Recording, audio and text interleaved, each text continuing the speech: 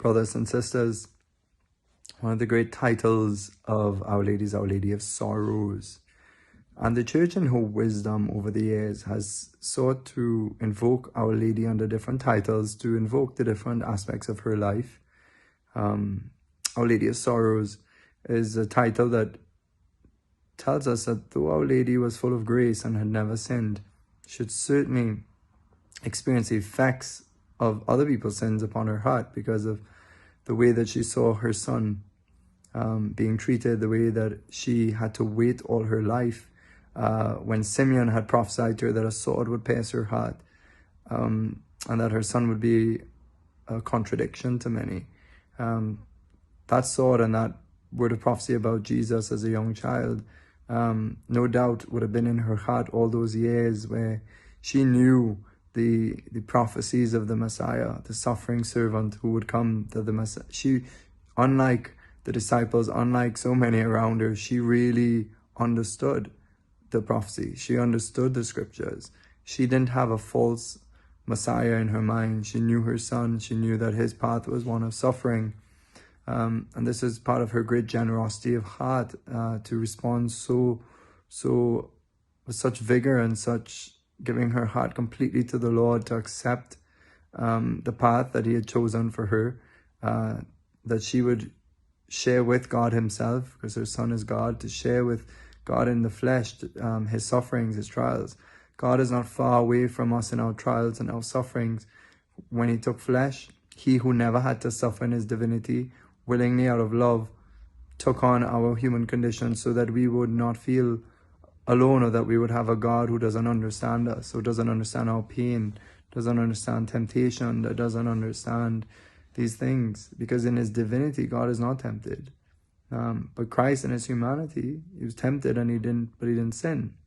So truly God can, we can say that God has entered deeply into all our human condition except sin, without sinning, but truly he's suffering. And for Our Lady to know this path of her son. But her sorrow is not exclusive of her joy or peace.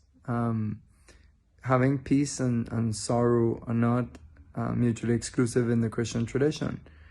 Our Lady stood at the foot of the cross and in the Passion with tremendous grief and sorrow. But yet deep within her heart resided a profound peace. A peace that this world cannot understand, a peace that could only be given by her contact with God, with her Father, and with her Son. And so this title of Our Lady of Sorrows just reminds us that in our affliction, in our pain, Mary truly knows, and we can call upon her under this title and receive a special consolation from her. To aid us in our weakness, especially when we're sorrow over our children, sorrow over, the events of life, or even our own afflictions, whatever it may be. That title, to turn to her, is very powerful, because each of the titles of Mary invokes particular graces and helps from God in different ways. But I want to share with you Our Lady of Sorrows. Part of this Our Lady of Sorrows was the acceptance of the destiny that was given to her son. That she stood with great faith, that she knew that this wasn't the end, that there was a great work that she couldn't see with her eyes, but that only an eyes without faith would see a disaster, the Passion. She saw as the work of the Father's promises being fulfilled.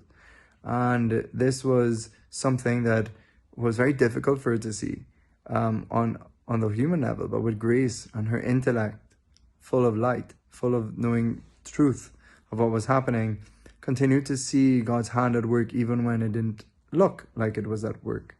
And so I want to share with you a story that I read in a book. So for many of you who know from Trinidad, there's a lady and author in our country called Mona Hadid. She's written 1 or 2 books on her life and reflecting on her own journey. And there's one book called The Healing Desert in the Sands of Time. And in that book, she gave a powerful image that has always stayed with me and I've used to help so many people or share with people. And it was about this person looking at a cocoon, and there was a caterpillar coming out of the cocoon, coming out at the end, that tiny hole and coming out, and it looked like the caterpillar was in so much pain. So what did the person want to do? Well, it wanted to make it easy, wanted to take away the pain, wanted to let the caterpillar come out with ease. So it snipped off the end of the cocoon to open up the hole so that the caterpillar could, well, the butterfly could come out with ease.